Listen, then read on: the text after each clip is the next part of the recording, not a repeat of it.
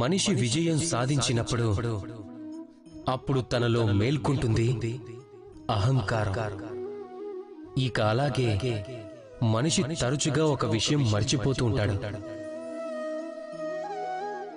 వంగి ఉండటం. ఆలోచిస్తారు, నేను వేరే వారి ముందు ఎందుకు వంగాలి అని. ఇక అలా ఎందుకు అవుతుంది అంటే మనిషి ఒక ముఖ్యమైన విషయం మర్చిపోతాడు.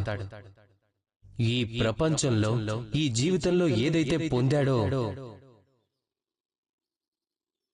అది తను వంగే పొందాడు. బాల్యంలో నడవటం ఎలా నేర్చుకున్నాడు? ఈ భూమి పైన వంగి పడుతూ లేస్తూ. పెద్దవారి ఆశీస్సులు ఎలా తీసుకుంటాం? వంగి తీసుకుంటాం. రైతు పంట కొయ్యాలి అంటే వంగి కొయ్యాల్సిందే. కుండ నుంచి తాగటానికి నీళ్లు తీయటానికి మనం వంగి తీరాల్సిందే. భగవంతుడి దగ్గర నుంచి ఆశీర్వాదం పొందాలంటే వారి ముందు మనం వంగి ఉండాల్సిందే. తుఫాను వచ్చినప్పుడు వృక్షాలు సురక్షితంగా ఎలా ఉంటాయి? వంగి. గౌరవం ఎలా పొందగలుగుతాం?